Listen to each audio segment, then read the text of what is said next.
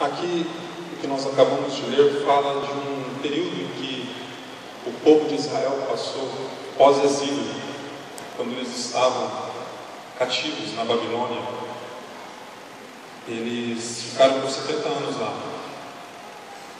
E quando passou 70 anos, quem dominava o mundo naquela época já não era mais o povo babilônico, e sim o povo da Pérsia. E o rei da Pérsia, Ciro, naquela época, decretou um edito que libertasse o povo de Israel e permitisse que ele voltasse para a sua terra de origem. E o povo então regressa para Jerusalém. Só que após 70 anos eles terem passado fora de sua terra natal, quando eles regressam, após esse período que eles ficaram na Babilônia, eles encontram uma cidade totalmente destruída, totalmente saqueada, e o templo havia vindo abaixo. Então fez-se necessário naquele momento que o povo, primeiramente, antes de qualquer coisa que eles fizessem, eles reconstruíssem o templo, para que eles tivessem onde adorar a Deus, fazer os seus sacrifícios novamente. Essa era a primeira coisa que tinha que fazer. Eles eram aproximadamente 50 mil judeus naquela época. E a primeira coisa que eles tinham que fazer era essa. E de fato eles começaram a fazer isso. Eles empregaram todo o seu esforço em começar a reconstruir o templo, conforme Deus havia mandado e que eles sabiam que era correto se fazer. Porém, devido a algumas dificuldades no momento, eles pararam de reconstruir o templo, devido a algumas opressões externas e devido à morosidade com que o próprio povo tratava essa reconstrução. A demora era muito grande. Eles não davam tanta ênfase à reconstrução desse templo. Então eles acabaram desistindo. Por volta de uns 16, 17 anos, a reconstrução do templo ficou parada. Não havia ninguém trabalhando para que o templo fosse reconstruído. E a palavra do Senhor veio a Ageu dizendo para o povo. E é aqui onde veio uma repreensão para eles. E por intermédio do profeta, Deus falou assim para o povo de Israel: por acaso é tempo de habitardes vós em casas apaineladas, enquanto esta casa permanece em ruínas? O povo, em vez de começar a reconstruir o templo e empregar o seu esforço nisso, eles fizeram o contrário. Eles começaram a reconstruir as suas próprias casas e desempenhar todo o seu esforço e todos os seus recursos financeiros na reconstrução das suas próprias casas, a seu bel prazer. E além de reconstruída, esse termo apaineladas faz referência a casas chiques, casas com molduras de madeiras entalhadas, casas suntuosas, tendo em vista que naquela época o desemprego e a necessidade financeira era muito grande. Então, sem se importar com a reconstrução do templo, eles, contrário a isso, começaram a construir as suas próprias casas para o seu bel prazer. Se fosse no tempo de hoje, talvez o profeta tivesse falado para o povo assim: por acaso é hora de vocês comprarem porcelanato para pôr nas suas casas? Comprar casas e terrenos em condomínios, sendo que o meu templo ainda está em ruínas? Trazendo para os nossos dias, seria um paralelo parecido com esse. Não era momento deles reconstruírem suas casas, sendo que o templo de Deus, o local onde eles prestariam o seu louvor, a sua adoração a Deus, ainda estava em ruínas. E o que acontecia com o povo? Com esse desmanzelo com a casa do Senhor e fazendo somente o que era bom aos seus próprios olhos. Considerai o vosso passado. Tendes semeado muito e recolhido pouco. Comeis, mas não chega para fartar-vos. Bebeis, mas não dá para saciar-vos. Vestivos, mas ninguém se aquece. E o que recebe salário, recebe para pôr no saquetel furado. Então, tudo quanto eles faziam naquela época, nesse período que eles abandonaram a reconstrução do templo, nada prosperava. Tudo que o povo se empenhava em fazer não prosperava. Tudo aquilo que eles plantavam, eles não conseguiam colher. As suas roupas eram insuficientes para protegê-los do frio. Tudo que eles faziam não prosperava. Durante esse tempo que eles abandonaram a reconstrução, durante esse tempo em que eles abandonaram o seu principal a fazer, que primeiramente eles deveriam reconstruir o templo. E nos tempos de hoje? O que ocorre com muitos cristãos? Os irmãos já viram que muitos cristãos, os irmãos devem ter percebido que muitos cristãos nos dias de hoje trabalham. Não só para lograr o seu próprio êxito financeiro, mas na casa do Senhor também, às vezes, tem gente que a gente vê que só mingua. Há cristãos que se nós passarmos anos sem vê-los, quando nos reencontrarmos novamente, parece que ele não cresceu em nada, ele permanece da mesma forma, ou até pior. De forma financeira, tem muita gente que patina e não sai do lugar. Muitas coisas que ele se empenha em fazer, nada acontece. O Salmo de número 127 expressa bastante isso também. O salmista nesse salmo ele diz que se o Senhor não cuidar da cidade, em vão vigia o sentinela. Em paralelo ao que lemos também em Ageu, esse salmo continua dizendo o seguinte: o homem ele pode trabalhar, ele pode acordar de manhã, de madrugada, se empenhar durante o seu dia todo e vir em casa só de madrugada, e nada vai conseguir conquistar se primeiramente o templo não estiver sendo reedificado. A palavra vai além ainda. Sabe o que a palavra diz? Aos seus amados ele dá o pão durante o tempo em que eles dormem. Eu vou dizer de novo. A palavra diz que o cristão que se empenha em fazer da sua vida primeiramente ao que agrada aos olhos de Deus, o Senhor diz que ele pode trabalhar os seus momentos normais, até 8 horas diárias. Não precisa se empenhar em se esmerar em conseguir e conquistar bens. E durante aquele tempo natural, Deus vai continuar trabalhando por ele. Enquanto ele dorme, ou seja, enquanto o tempo que ele não está trabalhando, o Senhor trabalha por ele. Glória a Deus. Hoje, infelizmente, o que temos visto é o contrário do verdadeiro evangelho sendo pregado. Irmãos, quem age de maneira como esse povo aqui agiu na época do profeta Ageu, são as pessoas do mundo. A regra de trabalhar e conquistar talvez dê certo para eles. Como nós conhecemos aqui, cada um conhece vários ímpios aqui que trabalham, se esmeram, de fato conseguem muitos bens, são bem-sucedidos. Mas para nós cristãos não é assim. Jesus no Sermão do Monte, ele fala o que? Lá em Mateus 6,33. Buscai primeiro o quê? O reino de Deus e a sua justiça, e as demais coisas nos serão acrescentadas. Mas o que se prega aí fora, em muitas igrejas, infelizmente, é o quê? Primeiramente, devemos correr atrás do quê? Dos nossos bens aqui na terra. O nosso melhor tempo deve ser o terreno, esse que nós vivemos hoje. É isso que é pregado aí fora. Infelizmente, o evangelho está sendo distorcido. Quando, na verdade, a palavra nos exorta a fazer aquilo que é do agrado de Deus, se esmerar na reconstrução do templo. Talvez possamos fazer um paralelo com o templo seria a nossa vida espiritual. A Bíblia não diz aqui que é proibido nós termos bens, não é isso. Então é proibido que eu tenha bens, é proibido que eu trabalhe, é isso? Não. Mas eu não posso fazer disso o meu principal a fazer, eu me esmerar, me empenhar e fazer da minha vida com que eu corra atrás somente daquilo que eu vou estruturar aqui na terra e ser bem sucedido aqui. A palavra exorta quanto a isso. Em primeiro lugar da minha vida deve haver o quê?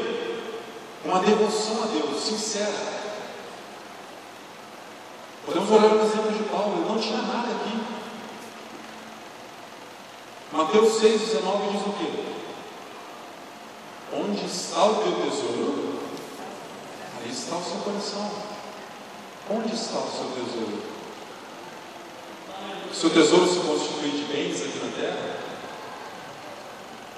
Talvez alguém pense, como o salmista Asaf pensou.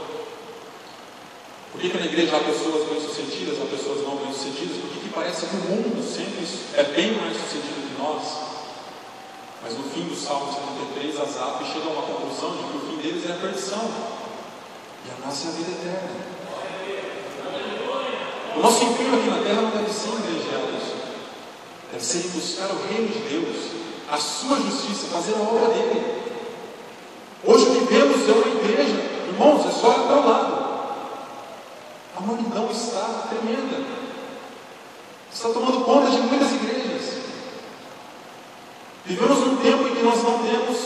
tempo para nada. A maior reclamação, a maior queixa de muitos de nós é de não termos tempo para fazer as coisas, tão atarefados que somos. Mas esse tempo que nós temos, nós estamos dedicando ele a Deus e confiando que o restante Ele irá fazer por nós? Ou será que estamos nos empenhando e nos esperando em conquistar e ganhar coisas aqui na terra e deixando os planos de Deus em segundo lugar? Será que é isso que estamos fazendo?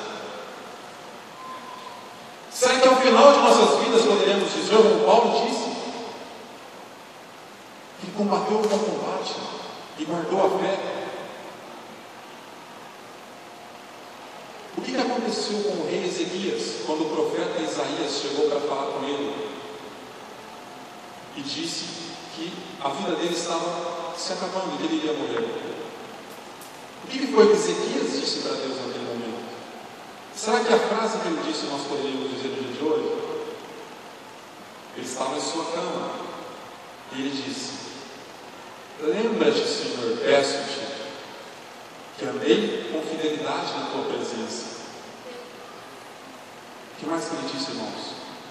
Andei com inteireza de coração e fiz o que era reto aos teus olhos. O rei Ezequias foi um dos maiores reis que houve naquela nação.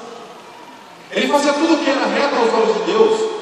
Será que se nós, no leito de enfermidade, poderíamos virar a nossa cabeça, nosso leito, começar a chorar e falar: Senhor, lembra-te de mim, porque eu andei com inteireza de coração na tua presença e tudo o que eu fiz foi reto aos teus olhos? Se fizermos uma reflexão hoje, será que poderíamos sair daqui convictos de que essa frase poderia se aplicar a nós também? É necessário que saímos daqui com essa reflexão. Não adianta pessoas virem aqui na igreja e pregar, e nós saímos daqui e nós não aplicarmos aqui na nossa vida. Quantos pregadores de renome passaram por aqui? E ao final do culto, muitos olharam um para os outros e disseram: que palavra, que pregador foi aquele? Talvez no dia seguinte não sabia nem que versículo foi pregado. Nos capítulos 5, 6 e 7 de São Mateus, em que Jesus faz ali o sermão do monte, no final desses 3 capítulos, em que ele desce no monte, o que ele fala aos discípulos? Ele compara aquelas pessoas que ouvem as palavras, atas ao seu coração e pratica aquilo, é considerado um homem que edifica a sua casa na rocha. E aquele que sai daqui da igreja, ouve essas palavras e não aplica elas lá fora, em sua vida cotidiana, é comparado a um homem que edifica a sua casa na areia. Por mais bela e por mais empolgante que seja a pregação, não adianta se não a praticarmos. Se sairmos daqui, nós entraremos e continuaremos a sair daqui da mesma forma. Uma igreja morna, uma igreja que não sente a presença de Deus. É o que está acontecendo não só no nosso país, mas em outros lugares. O amor está se esfriando. Por essa falta de esmero que nós deveríamos ter na presença de Deus. Quando eu entrei aqui, eu não comecei a sentir a presença de Deus. Na verdade, foi antes. O nosso culto começa antes de vir para a igreja. No carro, quando eu coloquei hinos, eu comecei a chorar. Porque eu já podia sentir a presença de Deus. Nós devemos, é necessário que saímos daqui confrontados com a palavra. É necessário que incomode. Se porventura nós viermos à casa de Deus algum dia ouvir a palavra e não sair daqui incomodado, tem algo de errado conosco? Alguma coisa de errado está em nossas vidas. A palavra, ela confronta. É necessário que façamos uma comparação com as nossas vidas e vejamos se estamos de acordo ou não. Sinta-se feliz quando você sai daqui confrontado e triste por perceber que a palavra que foi dita aqui na frente confrontou a sua vida e há algo a ser mudado na sua vida. Se você saiu contente com o que foi dito aqui, é necessário haver uma preocupação, porque aí há algo de errado conosco. É necessário sentirmos um quebrantamento. É necessário que quando ouçamos a palavra de Deus, algo aconteça. No momento em que a palavra é proferida, algo deve acontecer. Algum incômodo deve haver dentro de você. Se nesse momento em que você lê a palavra, esse incômodo vem, sinta-se alegre. É um dos princípios que você é um cristão genuíno, que você foi mudado, que você foi regenerado. em estatura, até chegar no varão perfeito, em estatura perfeita. Devemos crescer de glória em glória. O cristão ele deve crescer. Glória a Deus. Ou você acha, lembremos daquela parábola dos talentos, que foi dado 5 talentos a um, 2 talentos a outro, 1 talento a outro. O que foi feito com aqueles talentos? Quando no momento da sua conversão foi entregado talentos a você, o que você tem feito com eles? Deus fala que quem não produz nada é cortado do meio. Irmãos, Paulo compara a igreja de Cristo, nós, como um corpo. Sendo um corpo, cada um de nós temos uma função. Não é possível que você se contente em ficar no banco sem fazer nada. Como membro de um corpo, você é um membro, você tem uma função. Como cada membro de nosso corpo tem uma função, você foi chamado para fazer algo. A cada um foi entregue 1, 2, 5, 10, 15 talentos. Não pergunte a si mesmo qual é o seu, que você sabe. E o que você tem feito com esses talentos? Você tem utilizado ele para retificar o templo do Senhor? Ou você tem se preocupado em fazer com que esses talentos convirjam para a sua glória terrena? Ou você acha que esse entendimento, essa capacidade cognitiva, intelectual que você tem, que foi te dada, foi para você desempenhar coisas lá fora? Irmãos, eu dou um exemplo por mim. Eu não era nada e era para ser nada, irmãos. A partir do momento que eu começar a reconhecer que eu sou alguma coisa e que aquilo que, ao passar dos anos, ao conhecer a Deus, se entregar os caminhos dele, tudo isso que eu sei que sou, eu vou aplicar isso lá fora, fazer com que isso convirja para a minha glória, eu seria um derrotado. O que você está fazendo com os dons que o Senhor te deu?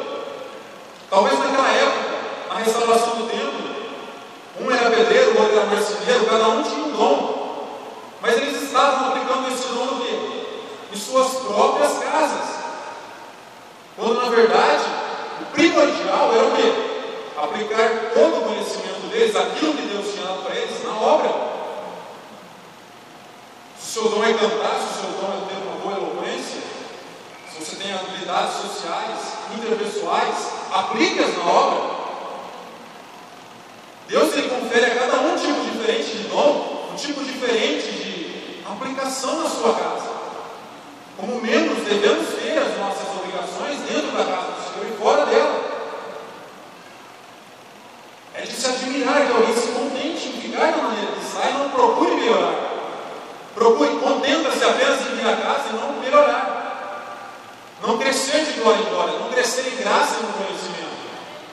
Contrário a isso, muitos procuram o quê? Se amoldar ao mundo. O que Paulo fala em Romanos 12? Rogo-vos, quando ele roga ao povo de Roma, é mais que pedir. Rogo-vos, irmãos, que apresenteis o vosso corpo em sacrifício vivo, santo e agradável a Deus, que é o vosso culto racional.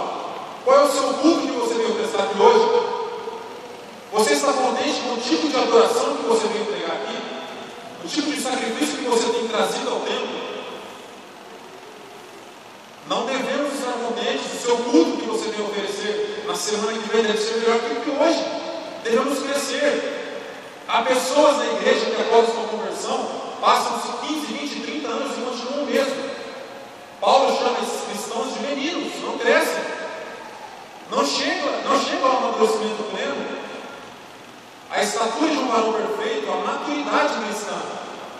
Isso deve te incomodar, como me incomoda. E faz com que a cada vez que eu leia a palavra, eu seja confrontado com ela. Aleluia! Glória a Deus! Amém. Paulo continua dizendo o quê? E não vos amoldeis a este mundo, antes transformai-vos pela renovação do vosso entendimento, a fim de que experimenteis qual seja a boa, agradável e perfeita vontade de Deus.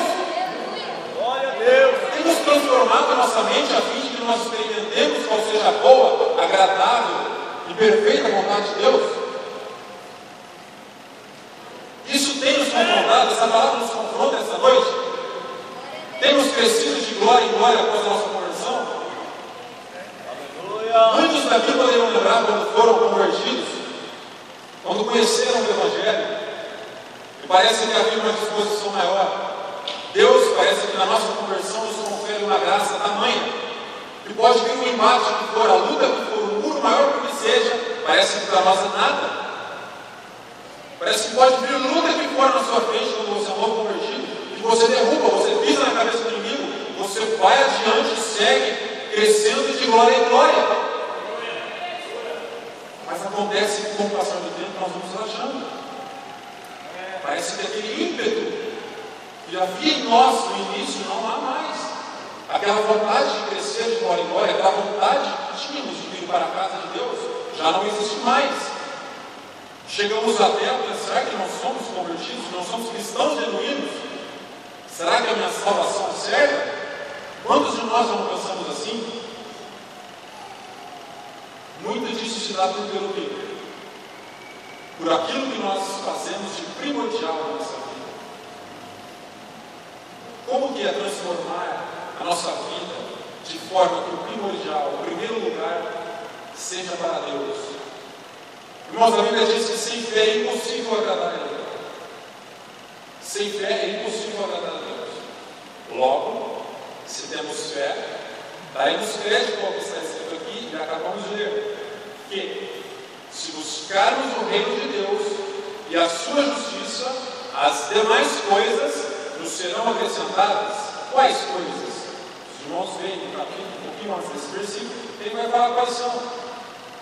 Aquelas coisas com as quais nos preocupamos, com as quais os ímpios também se preocupam, com o que nos vestir, com o que nos comer, com o que beber. Através de que forma será o nosso sustento? É normal essa preocupação? É.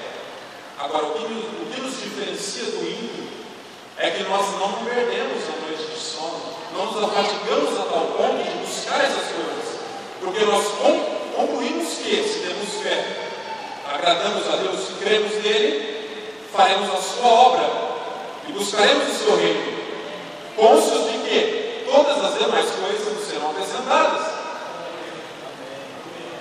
e dessa forma agradaremos a Deus. Porque se não nos afadigarmos somente em conquistar coisas terrenas, estaremos fazendo a vontade de Deus, nos ocupando na obra dele, fazendo aquilo que agrada a ele.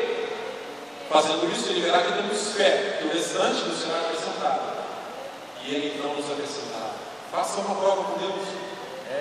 Aplique sua vida na obra de Deus. Não há como você se perguntar em que você vai aplicar. Desde o momento da sua conversão, você sabe quais são os seus chamados, quais são os seus ministérios. Nenhum de nós podemos nos desculpar quanto a isso naquele dia. A cada um foi entregue o talento. O que temos feito com ele? O que temos feito com o nosso talento? É isso que nós devemos nos preocupar. Buscar o reino de Deus em primeiro lugar, irmãos. E infelizmente não é o que está acontecendo nos dias de hoje. A igreja acaba indo de mal lugar. Porque Deus não acaba prosperando. Seja sua vida espiritual, seja sua vida material, seja o que for. É por isso que vemos cristãos minguando, não crescem com a presença de Deus. Eu acho interessante lá como está escrito em Crônicas, capítulo 28, versículo 9. No momento em que o rei Davi confere a seu filho Salomão o seu reino, Davi fala assim para ele, Crônicas 28, 9: meu filho Salomão conhece o Deus de teu pai e serve-o de coração íntegro e alma voluntária, porque o Senhor esquadrinha todos os corações e penetra todos os desígnios do pensamento. Se o buscares, ele deixará achar-se por ti. No final ele diz: sê forte e faze a obra. No momento em que sua morte, ele não não falou para Salomão: Salomão, faça com que a nossa descendência seja próspera aqui na terra, conquiste reinos, edifique casas, compre bastante terrenos, construa casas. Não foi isso que o pai dele falou para ele. Conhece a Deus e aplica o teu coração e conhecer a Ele. Na ascensão de Jesus aos céus, o que foi que ele deixou para os discípulos? Fazer discípulos de todas as nações. Ele falou que o Evangelho deveria ser pregado a todas as pessoas. É isso que temos que fazer. Se no ano que se passou não conquistamos nenhuma alma para o Senhor, se no ano em que se passou, até o dia de hoje, continuamos as mesmas pessoas, fazendo as mesmas coisas na obra, isso deve nos incomodar. Devemos melhorar cada dia na presença dEle. É isso que Ele requer de nós, irmãos. Que melhoramos constantemente. Amém, igreja? Amém. Devemos aplicar o nosso coração nisso. É verdade. É verdade.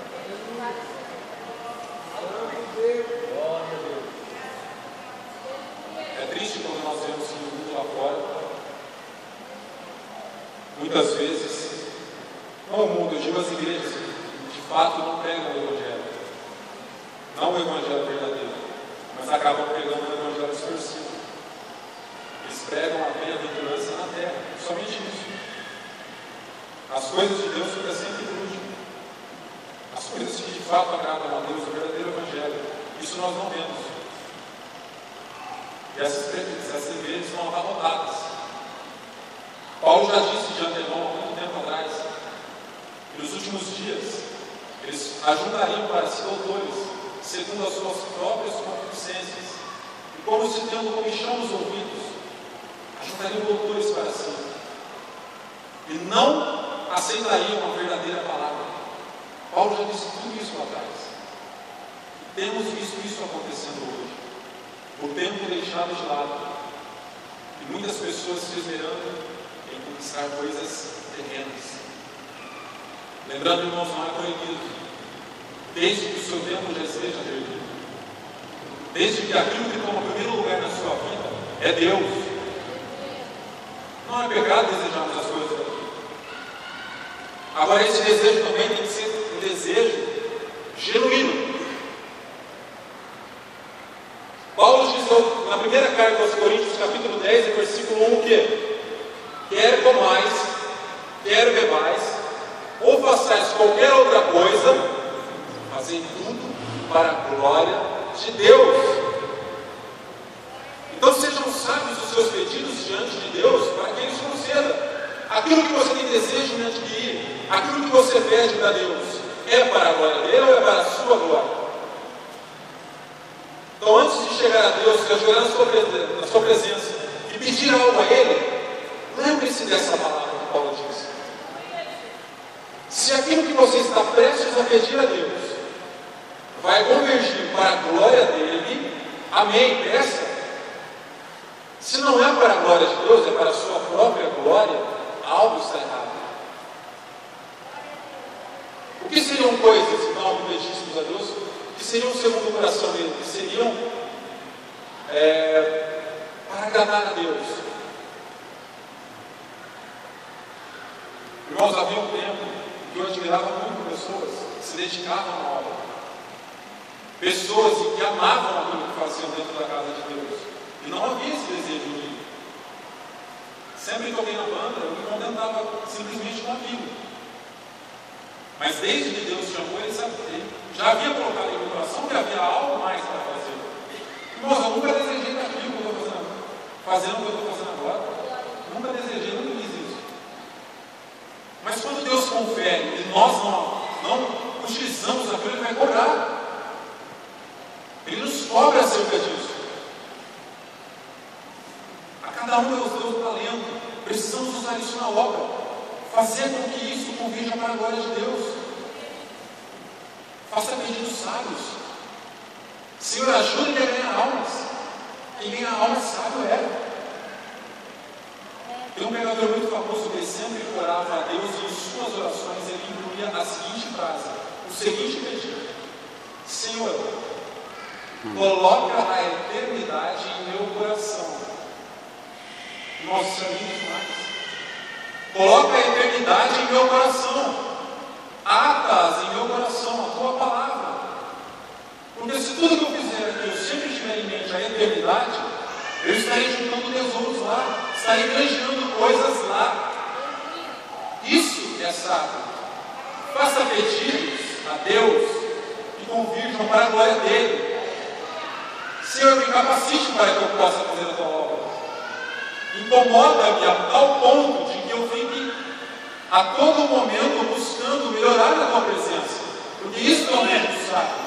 Isso converge para a glória de Deus. Se de fato temos fé e acreditamos no que ele disse, acreditaremos que as demais coisas nos serão acrescentadas.